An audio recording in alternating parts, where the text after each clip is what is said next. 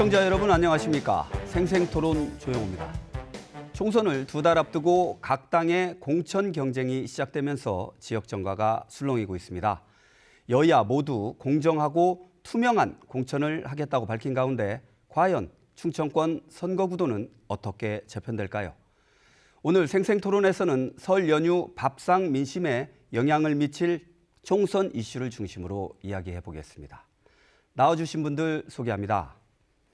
서원대 복지행정학과 엄태석 교수 나오셨습니다. 네, 안녕하십니까. 다음은 한남대 행정학과 원구환 교수 자리하셨고요. 네, 반갑습니다. 마지막으로 대전 경실련 김동섭 집행위원과 함께하겠습니다. 반갑습니다. 준비된 영상 보신 뒤 본격적인 토론 이어가겠습니다.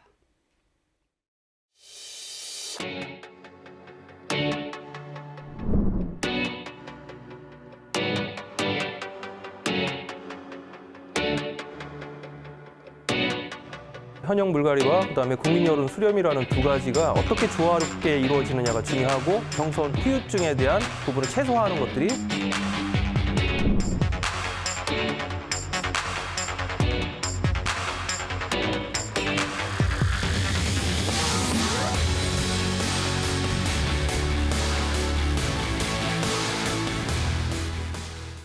네, 이제 공천 레이스가 본격화됐습니다. 이제 민주당이 1차 공천 심사 결과를 발표했고 국힘 역시 공천 작업에 속도를 내고 있는 양상인데요.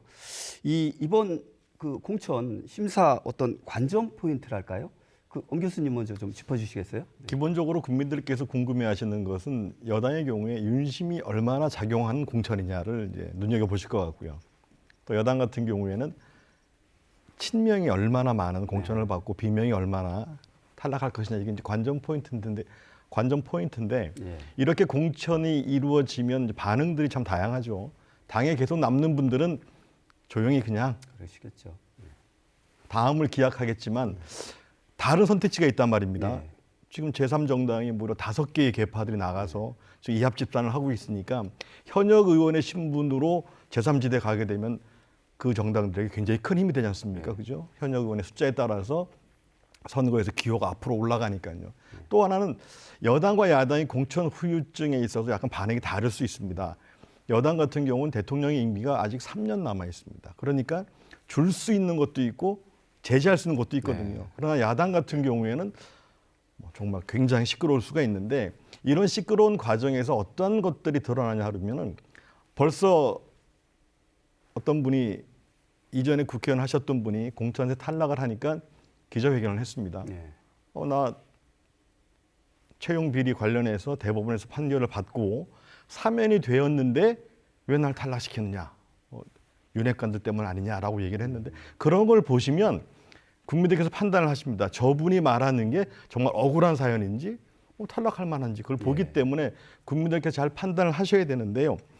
이런 생각들을 하게 됩니다. 정당에서 정치를 하신 그 대표들은 의석수를 많이 늘려서 헤게모니를 장악할 것이냐 생각을 하는 분들이 계시고 또 어떤 분들은 자기와 가까운 사람들, 소수일지라도 자기 중심의 당을 만들겠다는 그런 생각이 있습니다. 더 나아가서 가까운 사람들을 공천하는 것이 반드시 또 승리로 이어지느냐. 그래서 여러 가지 관점에서 우리가 지켜볼 수 있다. 이제 공천이 완전히 끝난 게 아니라서 그 다양한 반응들을 지켜보시게 되겠습니다. 예. 그 이른바 공천 갈등 이게 불거질 수도 있다는 말씀으로 이제 들려요. 원 교수님 좀 어떻게 좀 네, 받아들이세요? 가장 핵심적인 것은 공천의 룰을 어떻게 정하느냐 이런 문제가 저는 굉장히 중요하다라고 보는데 각 당에 있어서 기본적인 입장은 이제 권리당원에 대한 투표하고 그다음에 여러 가지 이제 국민 공천 기준을 가지고 두 가지 측면으로 접근하는 것 같습니다. 하나는 이제 경선 후보 지역을 이제 선정을 하고 다른 한 측면은 전략 공천을 이제 선정하게 되는데 경선 후보 지역 같은 경우에는 경선자들을 이제 컷오프되는 그런 룰을 어떻게 이제 정확하게 설정하느냐 이게 이제 중요한 것 같고 그다음에 전략 공천이 좀 문제가 되는 것 같아요. 그러니까 전략 공천이라고 하는 것이 당 중심적인 그런 측면도 있지만 어떻게 보면 조금 이제 개인적인 그런 측면도 없지 않아 있는 측면들이 있기 때문에 여기에 이제 이 후보자들이 얼마만큼의 이렇게 자기가 이제 수용을 하느냐 이 부분이 굉장히 중요한 부분이라고 할 것 같으면 거기에 이제 불만을 갖고 있는 측면들에 있어서는 사후에 이제 여러 가지 문제를 제기할 가능성이 있고 그렇게 되면 정당 내의 내부적인 갈등은 굉장히 클 것으로 보는데 어쨌든 권리당원과 국민공천이라고 하는 기본 룰은 갖고 가는 것 같아요. 그래서 이 두 부분이 공정하게 지켜질 때 효과적인 공천 심사가 이루어지지 않을까 이런 생각을 하게 됩니다. 네. 우리 김동섭 의원님께서는 현실 정치를 하셨잖아요. 지금은 네네. 이제 시민사회단체에 이제 몸을 닫고 계시지만 네네. 이럴 때 정도 되면 하실 말씀도 많고 좀 예. 그러실 것 같아요. 뭐 네. 관전 포인트 어떻게 좀 짚고 계실까요? 네, 이번 22대 국회의원 총선거에서의 관전 포인트는 제가 볼 때는 어느 당이 먼저 개혁, 네. 혁신 공천을 하느냐가 네. 관건이라고 볼 수가 있을 것 같습니다. 국힘당에서도 공관위원장 그리고 민주당의 공관위원장 두 분께서 지금 시시각각으로 언론에 나오는 네. 이야기가 컷오프, 현역 컷오프, 3선 이상 불이익, 네. 뭐 가차 없다 막 그렇게 막 잣대를 들이대고 있기 때문에 국민의 눈높이를 맞추려고 최대한 노력하는 것 같습니다. 그런데 정당의 존립의 목적은 궁극적인 목적은 정권 획득입니다. 네. 그러려면 정권 획득은 결국은 국회의원 수를 얼마만큼 확보하느냐에 따른 거가 있기 때문에 과연 다선의 현역 의원을 배제시키고 그 다음에 개혁적 공천을 해서 과연 당선자를 배출할 수 있느냐 그런 딜레마가 빠질 수가 있을 것 같습니다. 네. 그래서 이번 관전 포인트는 현역 의원들의 물갈이 폭이 과연 얼만큼인가. 그리고 좀 전에 우리 엄 교수님께서 말씀이 있었습니다마는 흔히 말하는 집권 여당의 윤 대통령 그리고 한동훈 비대위원장의 의중이 얼만큼 반영이 되는 공천을 할 것인가. 그리고 민주당에서는 이재명 대표가 예. 지향하는 개혁점을 누가 어느 사람이 그걸 받들어서 공천을 받을 것인가에 대한 폭이 관전 포인트지 않나 싶습니다. 예. 지금 이제 여야의 어떤 그 총론적인 그런 말씀을 하셨는데 좀 각 당의 상황으로 한번 들어가 볼게요. 이제 전략 공천 대상 지역도 이제 관심사인데 보면은 이제 국민의힘의 경우 3회 연속 패배한 지역은 전략 공천을 하겠다고 이제 밝혔습니다. 이제 충청권도 당연히 이제 포함이 될 텐데 새 인물이 배치될 가능성도 높아 보이는데 이 전략 공천 분위기 어떻게 좀 반전이 될지 김 의원님 먼저 말씀해 주시겠어요? 네. 네, 지금 사실은 각 당이 전략공천 지역으로 분리를 많이 했습니다. 예. 근데 그거는 그쪽 당의 당원 당규에 나와 있는 기계적인 분류입니다. 예. 그 제도적 뒷받침하에서 기계적인 분류고 이제 그 공천 기간이 지나면 지날수록 예. 전략공천 지역이 경합지역으로 갈 수가 있고요. 네. 또 경합지역이 전략공천 지역으로 갈 수가 있습니다. 그렇죠. 또 그러면서 청년 우대 공천, 여성 우대 공천 그렇게 분류를 할 수가 있습니다. 아까 서두에 말씀드렸다시피 국회의원 당선이 목적이기 때문에 네. 당선을 위한 길이라면 당원 당규를 어긋나지 않는 선에서 경쟁력 있는 후보를 내세우기 때문에 국힘당에서 전략공천하는 지역은 3번 이상 출마해서 3번 이상 제대로 된 성적을 못 낸 지역을 우선 제외를 했거든요. 근데 거기에는 잘 아시다시피 윤심이 작동하느냐, 한심이 작동하느냐 해가지고 또는 뭐 검찰 출신이 오느냐 막 그렇게 얘기가 설왕설래하고 있지만 어쨌든 나름대로 경쟁력 있는 신인들이 배치될 것으로 보고 있습니다. 예. 그 이를 포함해서 국민의힘이 내놓은 공천 룰을 좀 평가해 볼 수도 있을 것 같아요. 교수님 말씀해 그 주시죠. 국민의힘의 한동훈 비대위원장의 선거 전략은 무조건 이기는 선거입니다. 이기는 선거는 여당이 지금 2년 동안 다수 의석을 차지하지 못해서 계속 야당이 입법하면 대통령이 거부권이나 행사하는 그런 상황이지 않습니까? 일을 하려고 그러면 대통령제에서 가장 중요한 게 과반수 이상의 의석을 가져야만 대통령이 힘을 쓰지 않겠습니까? 그러니까 이제 이기는 선거를 하겠다는 건데 그 전략은 아주 굉장히 간단한 것 같습니다. 계속 지고 있는 지역은 지명도가 있고 경쟁력이 있고 다선 의원으로서 선거 경험이 많은 사람들이 가서 선거를 치르고 우리가 이른바 굳은 자라고 그러는 강남이나 영남 같은 데는 좀 정치 신인들을 좀 배치해서 그래서 이쪽은 키우고 이쪽은 한번 붙여보자. 그래서 150에서 차지하겠다는 그런 생각이지 않겠습니까? 그러다 보니까 다선 의원들에게 선택을 할 수 했습니다. 하나는 웬만하면 좀 퇴진하면 어떻겠느냐 해서 나간 분이 장제원 의원이고요. 김기현 전 대표도 사실 그런 압박을 받은 거 아니겠습니까? 그런데 국회의원들이 이렇게 다선 의원들이 힘들어지고 페널티를 받고 험지로 가라 그래도 그것을 받아들이는 분위기가 뭐냐 그러면요. 국회의원이란 자리가 누리는 자리라는 반증입니다. 뭐 원 교수님 잘 아시겠습니다만 대학의 보직자들 모시고 붙잡고 있기 되게 힘듭니다. 그 자리가 힘들기 때문에. 근데 국회의원 한 번 되시는 분들 중간에 그만두고 나가신 분 없잖아요. 그렇죠. 한 번 하면 두 번, 세 번 하려고 하고 또 어떤 분은 노골적으로 험지 가겠다. 그동안 내가 받은 은혜가 있다. 그 정도로 좋은 자리입니다. 그래서 이제 그 전략으로 가는 것 같은데 문제는 과연 그러한 공천을 했을 때 당 내에서의 합의도 중요하지만 국민들이 와 정말 이거 감동적이다 그러면 이기는 거고요.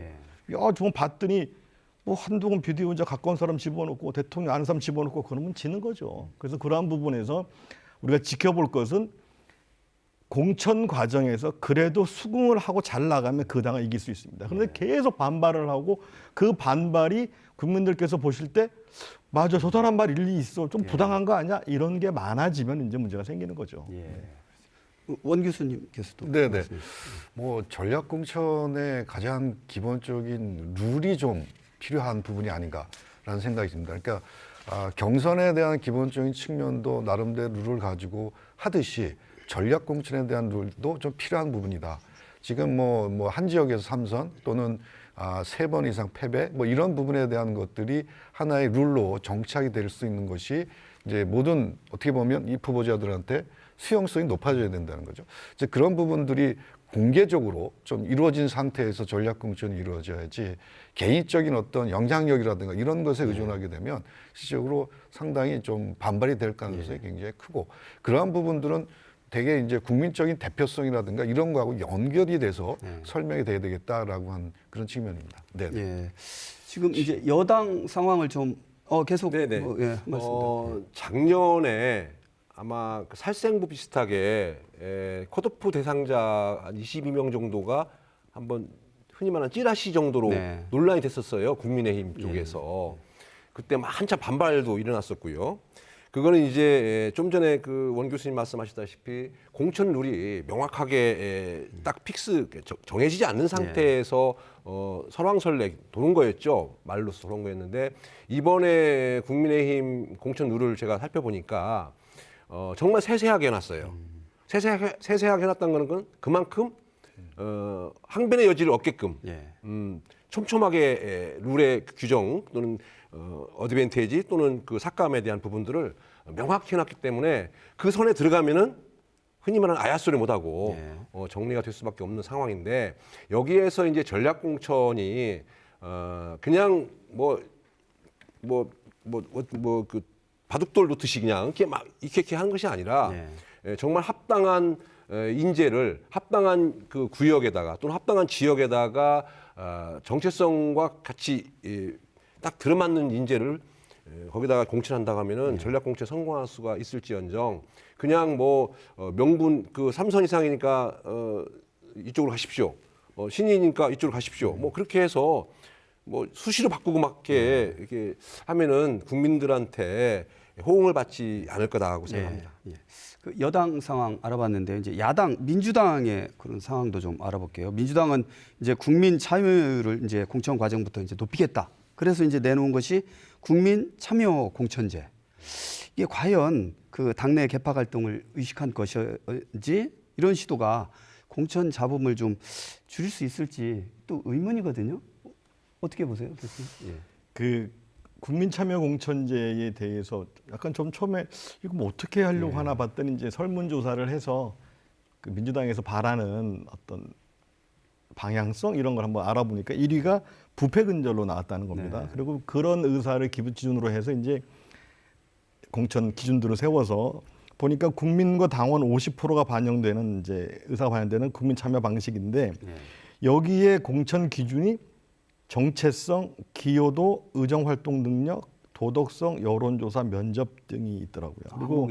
그리고 그 이외에 학폭, 파렴치 민생범죄, 성범죄, 직장 내 괴롭힘, 갑질 이런 것들은 이제 10% 감점을 하고 그리고 또 현역들은 평가를 통해서 또 20%까지 감점을 할 수가 있게 되는데 지금 이제 국민들께서 이렇게 생각을 하십니다. 저기 우리 김 의원께서 말씀하셨지만 촘촘하게 아주 객관적이고 공정한 정량적인 평가를 하면 되지 않냐 그러는데 인사 문제를 보면요 항상 정성평가가 들어있습니다. 이 정성평가 제가 이런 표현을 드리면 좀 이해가 쉬우실 텐데 악마는 디테일에 있다. 예. 뭐 제가 입법 성적 좋고 출석률 좋고 모든 행사 다 참여했습니다. 이건 정량평가죠. 근데 정체성이 뭐냐? 당에 기여한 게 뭐냐? 할 때 어떤 잣대로 평가할지 모르고 보통 그런 자료들은 공개되지 않습니다. 근데 그렇게 되면 공천 후유증이 이제 생길 수가 있죠. 내가 이렇게 열심히 했는데 떨어졌다. 이런 인사 문제는 보통 정보 공개가 잘 안 되는 경우가 많지 않습니까? 근데 그런 부분에서 이런 정량적인 평가보다 정성 평가가 너무 많아지면 잡음 소지가 많아지는 겁니다. 그래서 이걸 가지고 이제 계속 현역이나 비명계 이런 분들이 계속 불만을 갖고 있는 거죠. 갖고 있는데 아직까지는 표출이 파악 안 되는 게 아직 공천 결과가 통보되고 정리가 안 됐지 않습니까? 그러나 이렇게 누군가의 보이지 않는 손에 의해서 공천이 좌지우지되는 느낌을 주게 되면 후유증이 커지겠죠. 그리고 이번 최근 관련해서 이제 이명백 민주당 공천관리위원장께서 제가 이런 말씀하시는 건 좀 지나치다는 생각을 했었는데 의도치 않게 윤석열 정부의 탄생에 기여한 분들은 책임진 자리를 가져야 된다. 인사위원장은 그런 말 하면 안 되거든요. 그냥 우리 뒤에서 야 뭐 그런 사람도 되겠어. 나오지 말아야지 이렇게 의견할 수 있지만 인사를 담당하는 인사위원장이면서 그런 말 하는 것은 굉장히 민주정당에서 21세기 대명천지 그 정당에서 이런 말을 해서는 안 된다는 생각을 하기 때문에 이런 것들이 계속 공천 후유증으로 연결되는 발언들이고 태도입니다. 지금 보면 제가 어떤 때는 가끔 이렇게 인터뷰를 TV를 보고 인터뷰도 보고 토론을 볼 때마다 가슴이 섬찟섬찟해요. 너무나 지나치게 많이 가고 있다. 정치권이 말과 행동이 그 안에 들어가면 너무나 당연해 보이지만 저희들이 밖에서 보면 굉장히 무시무시한 말들이거든요. 좀 자제하지 않으면 공천 이후 한번 팡 터지고 선거 이후 팡 터질 수 있는 위험적인 뇌관들을 우리가 여러 개 장착하고 있는 정치 현실을 보게 됩니다. 네. 원 교수님, 국민참여 공천제 같은 경우는 상당히 의미는 있다고 봐요. 그러니까 기존에 어떤 정당 중심에서 이제 인물을 선택하는 그런 측면도 있지만 거기에 이제 국민들의 참여를 이제 그 기본적으로 해서 이제 공천한다는 건데 문제는 저는 이제 그 대표성의 문제도 좀 있다라고 봅니다. 그러니까 모집단을 어떻게 잘 구성을 할 것이고 그다음에 우리가 여러 가지 이제 타 당의 어떤 역행위를 하는 그런 경우가 있지 않습니까? 이제 그런 측면들을 사전에 제어할 수 있는 장치들이 분명히 있어야 된다라고 하는 것이고, 그다음에 국민 참여 공천을 하는 과정에 있어서 실질적으로 이제 반영되는 부분도 있을 겁니다. 뭐 인지도도 있고 정책의 영향력도 있고 기여도도 있을 텐데 그 부분에 있어서 가장 핵심적인 것은 나름대로의 어떻게 보면 정당에서는 당선 가능성 아니겠습니까? 그걸 가지고 이제 보는 것인데 그러한 부분들이 정확하게 산출될 수 있도록 해주는 것이 중요한데 좀 너무나 이제 그런 측면에서 모집단이 제대로 되지 못했을 경우 우려가 이제 생길 수 있다는 거죠. 그래서 국민 참여 공천제는 나름대로 국민들이 한번 참여를 거른다는 측면에서는 의의가 있고 그런 측면들을 제대로 보장해 줄 수 있는 그 설문의 기법이라든가 이런 것들이 뒷받침이 좀 돼야 되겠다라는 생각이 듭니다. 네. 새로운 시도지만 좀 어떤 개선의 여지가 좀 있다. 네, 그렇습니다. 이렇게 이해해도 되겠습니까? 우리 김 의원님께서도. 정말 좋은 시도라고 봐요. 네. 왜냐하면 민의가 반영이 되는 공천 시스템을 도입한 거기 때문에 매우 좀 잘 도입된 정책이라고 생각을 합니다. 군주 민수라고 하는 또 사자성어가 있지 않습니까? 이 국민들의 여론, 민심을 역행하는 선출직, 위정자들은 있을 수 없습니다. 그렇죠. 네, 국민과 함께하고 국민의 여론을 또 국민의 눈높이에 함께 움직이는 위정자, 정치인이 필요한 겁니다. 그렇기 때문에 국민들 참여 경선을 통해서 국민들의 눈높이에 맞고 국민이 여망하는 대로 그분들을 선택할 수 있게끔 1차적으로 하고 그다음에 이제 실질적으로 가서 본투표에 가서는 다시 이제 어느 당 후보가 국민들의 여망과 여론을 담아낼 수 있는 후보인가를 선택해서 이제 선택을 받겠죠. 네. 그렇기 때문에 민주당의 이 국민참여 경선의 부분은 상당히 좋다고 생각하는데 자칫 잘못하면은 인기 투표가 될 수 있는 상황이 좀 있습니다. 그래서 그런 포퓰리즘을 좀 지양하고 어떤 제도적 장치가 제대로 뒷받침된다 하면은 제대로 된 후보를 내세울 수 있는 좋은 시스템이라고 봅니다. 예. 저희가 지금까지 이 중앙 정치에 대한 얘기를 좀 이렇게 심도 있게 이제 말씀을 해주셨는데 우리 지역의 얘기로 좀 한번 들어가 볼게요. 이 선거 구도에 대한 관심이 집중되면서 충청권 중진 의원들의 국회 재입성 여부가 또 궁금한 상황입니다. 그 세대 교체론과 맞물리면서 셈법이 이제 아주 복잡하게 좀 돌아갈 것 같은데 앞으로 행보를 좀 예상을 해볼 수 있을 것 같아요. 네네. 예, 저희가 먼저 할까요? 예, 김 의원님 먼저 말씀 예. 해주시죠. 예. 충청권 중진 의원이라고 하시면은 보통 3선 이상을 예, 그러시죠. 지칭하기도 하고 또는 뭐 4선, 5선까지도 계십니다만은 먼저 국민의힘 쪽에서 보면은 정진석 의원님 그리고 예. 홍문표 의원님, 예. 그다음에 이명수 의원님, 예. 그리고 대전에 이제 국힘당으로 갔 이상민 의원님 의원님. 정도가 이제 그렇게 될 건데요. 국민의힘에서는 3선 이상 출마자들의 페널티를 주겠다고 네, 그렇죠. 했습니다. 그래서 새로 입당한 그 이상민 의원까지도 포함시키겠다 했습니다. 그런데 이제 여기서 포인트가 이상민 의원 지역구는 국힘당에 후보자가 없습니다. 그렇기 예. 때문에 단독 후보이기 단독, 때문에 예. 그 적용을 안 받을 것 같고요. 우리 정진석 의원님은 작년에 또 1심의 그 판결을 또 받은 게 있어요. 예, 예. 그렇기 때문에 흔히 말하는 윤석열 친윤이라고도 하는데 조금 이런 개혁 자태로 들이대면 좀 어렵지 않겠나 예. 생각이 들기도 하고 이명수 의원님 같은 경우도 아마 다른 지역으로 옮겨야 되지 않겠나 그런 생각 들기도 하고요. 상당히 논란의 소지는 있습니다만은 지금 각 당이 개혁 공천에 대한 그 잣대를 막 들이대면서 예. 막 자르기 때문에 어느 칼에 어떻게 잘릴지도 모릅니다. 예. 그래서 상당히 조심스럽기도 하고 관전 포인트이기도 합니다. 예. 또 이제 민주당에서는 지금 대전 같은 경우에 7석 전체를 그렇죠. 지난 선거에서 하고 지난 한 분이 선거에. 이제 국힘당으로 가셔서 네. 6석인데 과연 7석을 지난번 선거처럼 다 석권할 수 있느냐 그런 관전 포인트가 있습니다. 예. 있는데 지금 전 구청장 출신들이 또는 시장 출신이 예. 지금 도전을 하고 있습니다. 그러시죠. 있어서 과연 현역 의원과의 공천 경쟁에서 어떻게 낙점이 되느냐가 관전 포인트 같고요. 그리고 충남에서는 지금 양승조 지사가 예. 천안을 지금 타겟으로 하고 있지만 예. 또 어저께 또 새 영입 임제가 있습니다. 예, 예. 그래서 그 후보가 전략 공천이 된다면은 양 전 지사는 또 다른 지역으로 또 가야 되는 그런 상황이 될 수가 있습니다. 그래서 아직은 민주당 쪽에서는 1차, 2차 부분적으로 발표를 했습니다마는 충청 지역은 좀 더 설 지난 다음에 봐야 더 확실한 포인트를 짚을 수 있을 것 같습니다. 예. 우리 원구한 교수님께서도 이제 지역에 관심이 좀 네네. 많으시잖아요. 예. 그리고 중진 의원이라고 하는 기준이 참 이제 어떻게 보면 애매할 수도 있는데 예.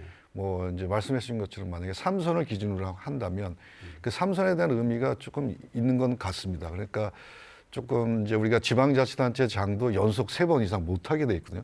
법을 아예 이제 네. 막혔단 말이죠. 그렇죠. 근데 국회의원 같은 경우는 이제 그렇지 못한 예. 그런 상황이다 보니까 그냥 공천 룰로 이렇게 좀 정리하는데 거기에 대한 또 반발도 만만치 않거든요. 그러니까 중진 의원이라고 하시는 분들이 실질적으로 나름대로 중앙에 올라가서 중요한 지역의 대변의 역할을 할 수 있는 역할도 있기 때문에 그걸 또 지역 주민들이 무시할 수도 없는 그렇죠. 그런 상황이라고 한다면 그 중진 의원에 대한 어떤 기준이라든가 이 선택권이 참 애매모호한데 네. 역시 지역 주민들한테 좀 달려 있지 않나라는 네. 생각이 듭니다. 예. 네. 우리 엄 교수님께서도 예. 그 두 가지 맥락이 있습니다. 그 국회의원 자리가 굉장히 좋은 자리니까 야, 너 서너 번 했으니까 이제 후배들 좀 줘야지라는 개념이 하나 있고요. 제대로 기능을 못 하고 있지 않냐. 그러니까 세대 교체해야 된다. 이런 두 가지 개념이 맞물려 있습니다. 그런데 이 과정에서 이제 몇 가지가 있죠. 하나가 세대 교체, 예. 청년, 여성, 신인 이런 개념들이 들어오는데 그러면 우리가 일단 비례대표제를 통해서 인재를 영입하고 또 이제 인재들 영입해서 이제 선거를 치르지 않습니까? 그러면 그렇게 들어온 신인, 청년, 여성이 정치 개혁의 기여를 하고 새로운 바람이 불어서 고여 있는 물들이 흔들리고 날아가고 하는 기능을 했냐고 한번 보십시오. 지금 젊은 청년 여성 정치인들이 그렇게 정치를 바꾸고 있습니까? 기성 정치인들보다 더한 분들도 많잖아요. 예. 회의 시간에 코인 투자, 막말하고 자기는 시민단체, 여성단체, 환경단체 출신인데 그쪽은 관심 하나도 없고 다시 공천받기 위해 뭐든지 다 하는 이래서는 안 된다. 개혁적인 인물로 채워야 되는데 그건 나이가 문제가 아니다. 그리고 무조건 여러 번 한 게 죄라 그러면 우리나라는 앞으로 계속 세대 교체하고 나면 전문가가 생산되겠습니까? 정치도 전문적인 영역인데 한 두 번, 세 번 하면 나가. 그러면 국회의장이 재선 3선이 하겠습니까? 그렇게 안 되거든요. 정확히 평가를 해서 국민들이 평가를 하셔야 됩니다. 그리고 그 이전에 정당이 공천을 할 때 평가를 해야 되는데 이 사람은 제대로 정치를 하고 있다. 초선에서 정말 의정활동, 개혁을 위해 몸부림치고 정의감과 순수함으로 개혁을 외치고 재선 이후에서는 간사도 하고 위원장도 하고 4호선 되면 국회 부의장도 하고 의장도 하면서 이 정치를 아우르고 나가는 그런 게 제대로 되는 분들은 당연히 더 계셔야죠. 네, 네. 말 한마디도 안 하고 4년 내내 뭐 김 의원님 국회에서 일하셨으면 잘 아실 거 아닙니까? 4년 내내요. 출석 한 번도 안 해도 4년 내내 월급 받습니다. 그렇죠? 네. 그런 분들이 계셨습니다. 정말 계셨어요. 예, 교수님 말씀 예. 제가 첨언 드리면은 우리 지역에 국회의장 두 분 나오셨습니다. 예. 예. 국힘당 전신에서 한 분 나오셨고요. 현 민주당에서 한 분 나오셨고 그래서 그분들이 6선 또는 7선을 하셨습니다. 그렇듯이 지역에서 인재라고 할까요? 그 선량들, 좋은 분들을 6선, 뭐 7선 뭐 더 키워줘도 좋아요. 아까 말씀하신 대로. 그러나 그분이 과연 국회의원으로서의 제대로 된 자기의 역할을 제대로 했느냐. 그리고 지역민으로서 또는 국민으로부터 제대로 된 그런 평가를 받아서 그런 여망을 담고 있는 몸이냐. 네. 그걸 판단해야 된다고 봐요. 그건 물론 그런 판단은 어떤 자기적인 판단이 될 수가 있겠습니다만은 그 스스로 판단해봐야 되고 정량적인 아까 엄 교수님 말씀하신 출석률에 대한 정량적인 거, 그 다음에 우리 그 원 교수님 말씀하셨던 그런 부분들도 다 같이 가밀해서 지역에서의 어떤 여야를 떠난 정치적인 그런 어른으로서 정치 행정에 대한 컨트롤 타워 또는 어떤 방향을 설정해주고 지역에 대한 관심과 그걸 꺼낼 수 있는 부분을 계속 하셔야겠죠. 그러나 초선이라 하더라도 매너리즘에 빠지고 그냥 현실에 안주하고 누리려고만 하는 그런 분들은 소선이라 하더라도 과감히 바꿔야 됩니다. 제가 이 관련해서 세대교체 청년 신인들 영입에 관해서 한 가지 말씀을 드리면 우리 지역에 야구단 있지 않습니까? 인재 영입을 축구 선수를 해오진 않잖아요. 그렇죠. 그죠? 야구 선수를 해와야 됩니다. 고등학교에 정말 공 잘 던지는 애 있어. 얘 키워야 돼. 스카우트하죠.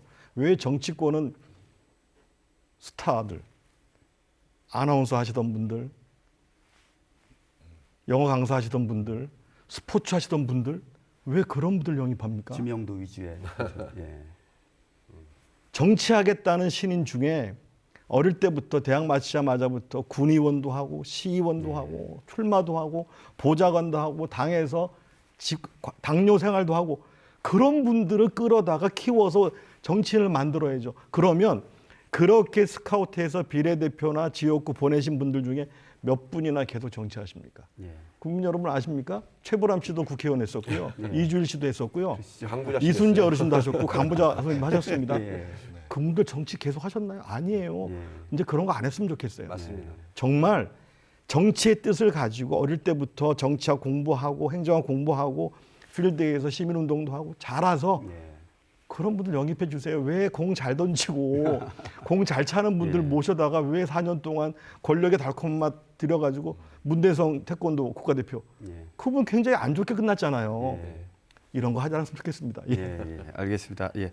그 좋은 말씀 많이 나눠주셨는데요. 이 충청권 지역 교수님께서 좀 관심 지역이 대전 지역 공천일 것 같아요. 네. 지금 김 의원님께서 이제 말씀해 주셨는데 이제 지난 선거에서 민주당이 이제 7곳을 싹쓸이했는데 이제 네. 지금은 좀 상황이 좀 바뀌었지만 좀 이런 상황이 있어서 국힘에서도 이제 이상민 의원의 입당으로 좀 기대를 하는 것 같고 그 충청 표심에 어떤 영향을 미칠 변수나 지역 현안이 있다면 좀 어떤 게 있을지 네. 좀 짚어주세요. 네네. 예. 일단은 그 득표, 그러니까 투표율에서 좀 영향을 받는 것 같습니다. 투표율이 높으면은 전국 평균보다 높다거나 그러면은 그 민주당 쪽 후보들이 예. 다수 당선되는 경향이 있었습니다. 제가 쭉 그 선관위에 들어가서 예. 지표를 보니까 그렇게 돼 있었고요. 그리고 대전, 충남, 세종 지역의 현안들에 대한 부분들이 지금 각 그 시도 지사들이 지역구 출마자들 또는 정당에 그 지역의 현안들을 자꾸 공약으로 내세우려고 그렇죠. 보내는 것 같습니다. 그런데 거기에는 제가 보니까 아쉽게도 충남이든 대전이든 혁신도시에 대한 말이 빠졌어요. 예. 그거 정말 좋은 건데 그걸 왜 빠뜨렸나 저는 좀 의구심이 듭니다. 그게 바로 전 정부에서 야심차게 추진했던 공약이나 어떤 정책이라서 빠뜨린 건지 우리 그 혁신도시는 지금 내포신도시라고 하는 부분 예. 충남에서는요. 거기 혁신도시를 지정해놨습니다. 아직 공공기관 아무것도 안 내려오고 있어요. 그다음에 대전도 혁신도시 2 시즌 2에 다 포함이 돼서 내려와야 됩니다. 근데 지금 다들 다시 취소하고 있고 철회하고 있고 움직임이 없습니다. 그렇기 때문에 그런 정책적인 판단에 대해서 어떻게 하면 지역을 충남은 충남에 맞는 그런 정책 그리고 대전은 대전에 맞는 정책, 세종은 세종에 맞는 정책들을 발굴해서 큰 것을 타겟으로 해서 내세우고 그다음에 나머지 지역적인 것들을 서너 개를 부합시켜야 되는데 지금 보면은 한 뭐 30몇 개씩 나열했어요. 쫙 나열했습니다. 그거 다 어렵습니다. 그렇죠. 예, 그런데 그러면 순청 그 도민들이 유권자들이 선택할 때 혼란스럽습니다. 도대체 이게 내가 이 당 후보를 찍으면 내 이 후보를 찍으면은 우리 지역에 어떤 발전, 뭐가 이루어질까? 예. 없어요. 30몇 개씩을 그 많은 걸 알지도 못할 뿐더러 차라리 충남도는 내포 신도시에 대한 혁신 도시를 확고하게 좀 해주십시오. 아니면 도농 또는 어촌 지역에 대한 지방 소멸이 있으니까 농어촌 지역에 대한 어떤 혁신적인 뭐 그럴 아이디어를 제공해서 좀 정책적으로 도입해 주십시오. 대전 같은 경우는 산업단지가 부족하다 하니까 국가산단을 좀 더 확충해 주십시오. 아니면 뭐 연구단지를 더 확충해 주십시오. 그리고 세종시 같은 경우는 세종시가 행정중심 복합도시 행정수도잖아요. 예. 그러면 행정수도가 명확하게 정착할 수 있도록 대통령 제2집무실이라든가 국회의사당, 기타 사법부, 대법원을 비롯한 사법부의 그런 그 기관들이 빨리 정착하고 이전할 수 있도록 좀 추진해 주십시오. 뭐 그런 걸 큰 걸 내세우고 그다음에 나머지 지역적인 부분들을 세세한 거를 서너 가지씩 붙였으면 더 좋았을 거를 생각이 듭니다. 원 교수님께서도 좀 짚어주시죠. 뭐 예. 아무래도 충청권의 뭐 영향력 뭐 있는 이제 얘기를 많이 하게 되는데 저는 이제 총선의 시기와 제도적인 측면에서 좀 접근해 보면 총선의 시기라고 하는 것이 공교롭게 이제 정권 심판론적인 그런 시기에 딱 이제 설정이 되는 그런 측면이기 때문에 아무래도 중앙정부의 뭐 예산 분배라든가 정책과 연결이 될 수밖에 없는 그런 시기인 것 같아요. 그래서 대전은 어떻게 보면 이제 과학적인 측면들, 그다음에 세종은 어떻게 보면 지역 균형 발전에 대한 그런 측면들인데 아직까지 구체적으로 가시화된 정책이나 이런 것이 없다는 거예요. 그러니까 이런 부분에 있어서 이제 시민들이 어떻게 이제 반응할 것인지 그런 부분이 굉장히 중요하다고 보는데 선거는 두 가지 측면이 있다고 봅니다. 그러니까 과거에 이런 사람이 있으면 안 돼. 뭐 이런 측면 하나 하고 미래에 어떤 사람이 어떤 정책을 통해서 우리 사회를 좀 발전시키고 이 두 가지 측면이 있는데 그 두 가지 측면 중에서 과거의 부정적인 행위라든가 부정적인 인식이 더 크게 작용하는 경우가 꽤 크거든요. 그러면 현재 시기나 제도적인 측면에서 정부를 심판하는 쪽에 이제 총선 시기와 또 그런 부정적인 인식이 좀 싹트기 시작한다면 여당의 입장에서는 참 수성하기가 쉽지 않은 그런 측면이 있을 것 같고 또 야당에서도 이제 그 나름대로의 어떤 통합이라든가 또 어떤 개혁적인 공천이 이루어지지 못한다라고 한다면 오히려 그 반사적인 이익을 받지 못할 가능성도 있기 때문에 그런 부분들을 좀 절묘롭게 좀 조화시켜야 되지 않을까 그런 생각을 하게 됩니다. 예. 네. 우리 엄 교수님께서. 예, 지켜보는 유권자 입장에서는 대전이 7석을 민주당이 다 가져갔었기 때문에 지난주에 예, 그것을 어떻게 민주당이 제일 잘 선방할 것이냐라는 개념인데 21대 국회의원 선거를 한번 돌이켜 보면요, 이 자리에서 저희가 그런 말씀을 드렸습니다. 한국 헌정사에 민주당 계열뿐만 아니라 보수 정당 다 통틀어서 총선에서 이 정도의 압승을 한 역사가 없습니다. 맥시멈으로 183석을 가져왔어요 그때. 그러면 패스트트랙 한 정당이 패스트트랙으로 긴급 안건들을 처리할 정도로 굉장한 의석을 가졌었습니다. 그러니까 지금 이재명 대표도 151석을 이제 승리라고 얘기할 정도로 어떻게 보면 잘 지켜내는 정도의 이제 그 선거를 치러야 되는데, 선거에서 영향을 미치는 가장 큰 변수 가운데 하나가 대통령입니다. 대통령. 그리고 경제, 물가입니다. 물가. 그런데 국민의힘 같은 경우는 그거를 한동훈 비대위원장이 어느 정도 커버를 하고 있는 상황입니다. 근데 물가는 지금 계속 안 좋습니다. 경제가 안 좋습니다. 거기다가 대전에는 결정적으로, 대전이 과학도시 아니겠습니까? 근데 지난번 예산에서 R&D 예산을 대폭 삭감하는 바람에 그 충격이 좀 있을 것이다. 그래서 그것을 어떻게 각 당이 수용하고 잘 버무려서 공약화하느냐가 중요한데, 저는 공약 공부 전혀 안 합니다. 왜냐하면요, 한 10여 년 동안 공약이 안 바뀌었거든요.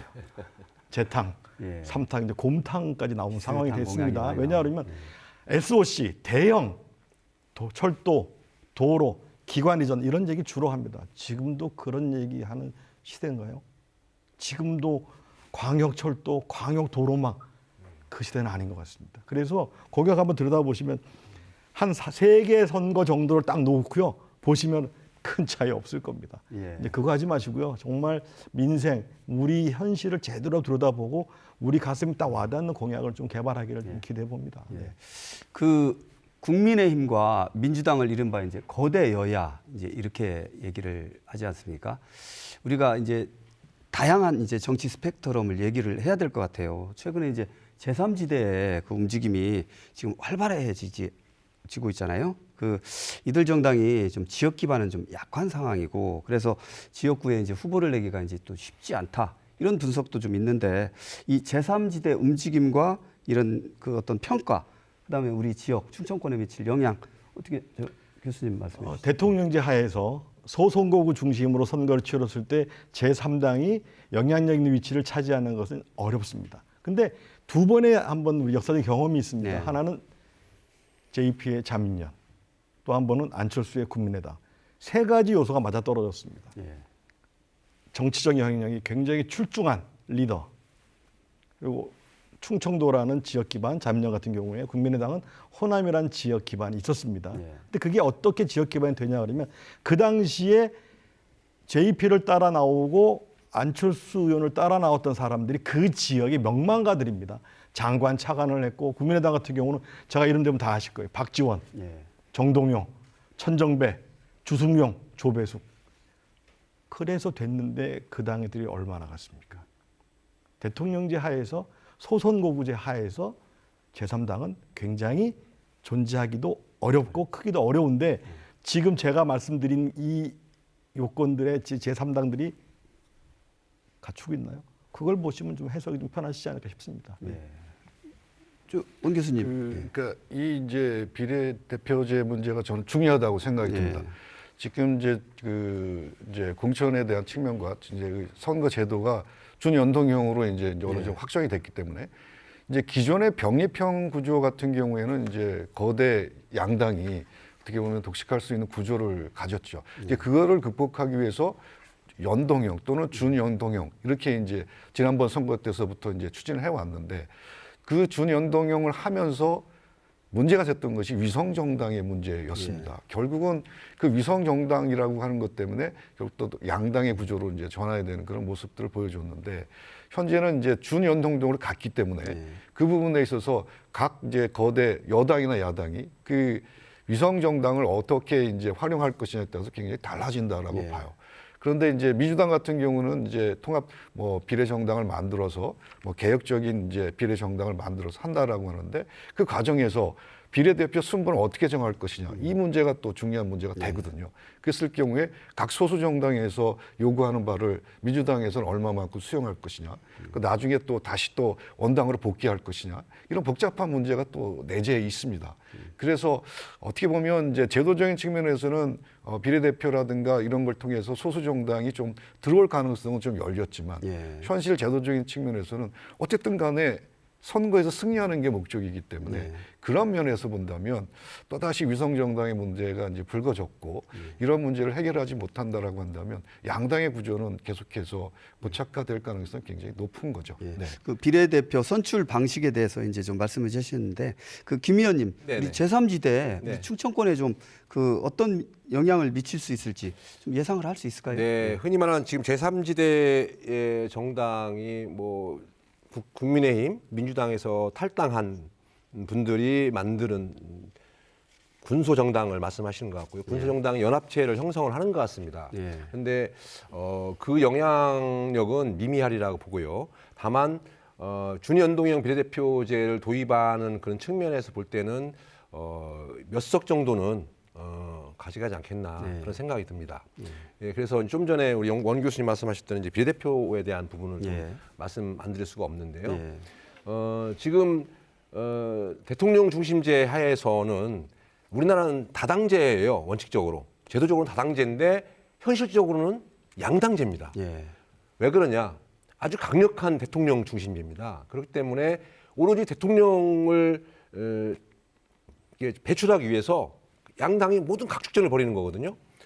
그리고 그 대통령의 어떤 그 정책을 뒷받침하기 위해서 그 당이 거대해야 된다는 생각을 하고 있어요.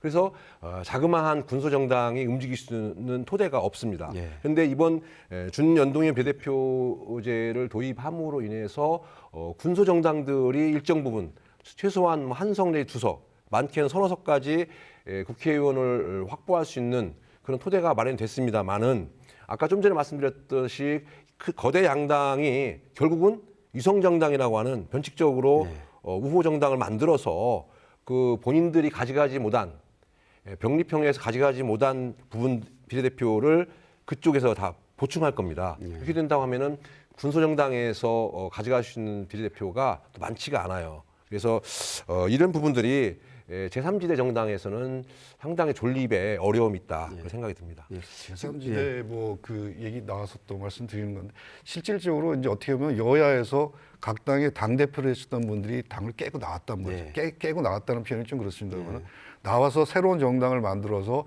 제3지대를 이제 모색하지만 그게 녹록치 않은 상황이거든요. 근데 국민들이 이제 얼마만큼 심판을 해주냐에 따라서 기본적인 이제 소수 정당이 입성할 수 있는지 여부가 결정이 되기 때문에 지금 분위기상으로는 나름대로 이제 병입형보다는 준연동형일 경우에 좀 더 입성할 가능성이 높아졌지만 그 어떻게 보면 그렇게 과거만큼 그렇게 녹록치 않은 그런 상황인 것 같아요. 네. 그 지금 두 분께서 이제 비례대표 선출 방식 이제 그 얘기를 이제 해주셨는데 우리 저 엄 교수님께서 그 참 어려워요. 이 연동형, 병립형, 준연동형 이 두 방식의 어떤 차이점 한번 좀 알기 쉽게 좀 설명 좀 해봐요. 제가 짧게 말씀드리겠습니다.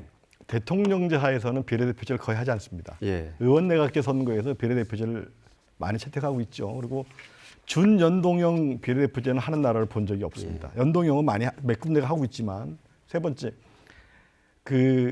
지금 저한테 한식 물어보셨습니다. 간단히 설명드리면 그 당의 지지율보다 많이 지역구 선거에서 의원들을 내는 사람들은 이 비례대표에 못 들어오고 지역구에는 전혀 의원을 당선시키지 못했지만 정당에 대한 지지가 3% 이상 되는 데는 의석을 준다. 이게 심플한 해석인데 산식은 굉장히 어렵습니다.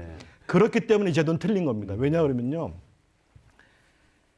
선거제도는 국민들의 표심을 얼마나 잘 반영하느냐 하나고 또 하나는 국민들이 이해하기 쉬워야 합니다. 전문가들이 앉아서 저기 원 교수님 산식 한번 설명해 보시겠어요? 이렇게 해서 분필 들고서 껴안고 있어서 설명한다면 국민들이 어떻게 하시겠습니까? 국민들의 수준을 낮게 보는 게 아니고요. 그런데 그 결과가 거대 양당에게 이익을 주고 있다 그렇다면 이게 무슨 선거제도입니까? 그다음에 정치인들이 계속 반복해서 잘못 쓰는 용어가 있습니다. 위성정당 굉장히 틀린 단어입니다. 지구를 도는 위성이 달이죠, 달. 달 지금도 있고 만 년 전에도 있었지 않습니까? 지금 자꾸 정치인들이 말하는 위성정당은 그런 게 아니고요. 선거를 위해서 잠시 만들어졌다가 사라지는 정당이니까 위성정당은 원래 우리가 정치학에서 얘기할 때는 독재 국가가 일당 독재 아닙니까? 그런데 자꾸 니네 그러니까 민주주의 아니야. 그러니까 봐, 우리도 당이 있다. 그걸 보여주는 거예요. 북한도요, 천지교 정우당, 조선사회민주당 같은 당이 있어요. 그런데 거기에 대표도 있고 그 당이 계속 유지됩니다.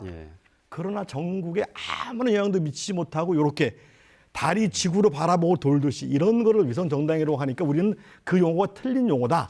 그러니까 차라리 페이퍼 컴퍼니처럼 페이퍼 파티 또는 선거용 정당, 일회용 정당, 더 수준 낮게 말하면 떴다방 정당인 겁니다. 왜? 다 사라져버렸잖아요. 이번에 아마 총선 지난 이후에는 아마 최소한 개헌 정도는 해야 되지 않겠나 생각이 듭니다.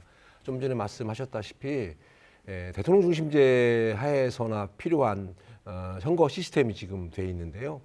그 현재 헌법이나 법률에 나와 있는 다당제를 하려면은 결국은 의원 집정부제나 대통령 따로, 그다음에 총리나 수상 따로, 그다음에 의원 내각제 해서 총리 중심제를 하는 그렇게 두 가지 정도로 해야 향후에 군소 정당들이 과반수가 안 되기 때문에 합종 연행, 선거를 통해서 연합을 할 수가 있고 연정을 할 수가 있고 서로 가치에 따라 또는 정책에 따라서 A 정책에 대해서는 내가 당신네 당과 우리 당과 같이 맞다. 그러면 같이 연합할 수가 있는 것이고요. B 정책에 대해서 또 서로 맞으면 또 다른 정당과 같이 또 서로 연정할 수 있는 그런 부분들이 필요한 겁니다. 다만 그러려면은 어느 정도의 국민들이 정치에 관심을 가지셔야 되고요. 또 그 국민들이 정치에 관심을 갖게끔 모든 교육이나 사회 시스템자가 뒷받침이 돼야 된다고 생각합니다. 준연동형 비례대표는 좀 전에 말씀하셨던 군소 정당들 중에서 또는 뭐 거대 양당 중에서 3% 이상을 득표한, 그러니까 지역구 의석과 그다음에 득표율을 가지고 따지는 겁니다. 지역구 의석수 대비 득표율이 많은데 근데 다 떨어졌어요, 차점으로. 그러면 의석수가 없잖아요. 그거를 보완하기 위해서 득표율을 비율에 따라서 보완해 주는 것이 준연동형 비례대표자다 말씀드릴 수 있습니다. 그 토론이 이제 막바지에 접어들었습니다. 그 마지막으로 우리 원 교수님하고 엄 교수님께 그 선거 중요하지 않습니까? 우리 지역에 이제 그다음에 국가를 대표하는 어떤 우리 일꾼을 뽑는 자리인데 그 정치권과 우리 지역 유권자들 또 당부 말씀을 좀 해주시거나 오늘 주제와 관련해서 먼저 원 교수님 말씀 먼저 해주시죠. 뭐 아무래도 주권자는 국민이시잖아요. 올바른 판단을 이제 하셔야 되는 건데 그 가장 중요한 것은 투표 참여에 대한 좀 의향인 것 같아요. 그래서 뭐 정치에 대한 혐오도 있고 부정적인 시각도 있는데 그런 부분들을 좀 녹여내시고 진짜 그 개선을 위한 그런 욕구가 있으시다면 직접 참정하셔서 실제적으로 권리를 행사하시고 지역구와 또 자기가 원하는 정당에 올바른 투표를 하시는 것이 아마 민주주의의 가장 기본적인 원리이고 우리 국민들이 해야 할 의무가 아닌가 그런 생각이 듭니다. 맞습니다. 저는 손흥민 선수 같은 정치인들을 좀 뽑았으면 좋겠다.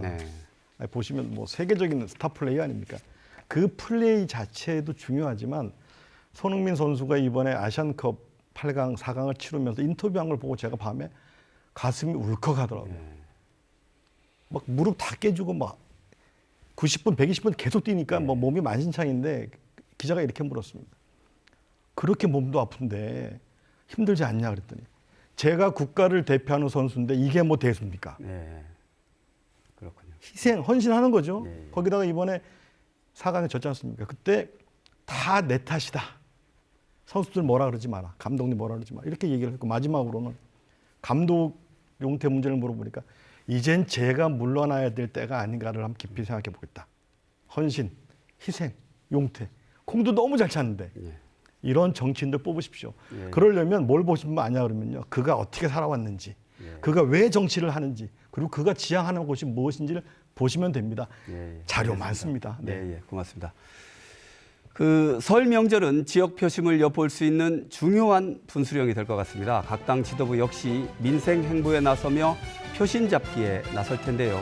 현장의 목소리를 잘 듣고 소통할 수 있기를 바랍니다.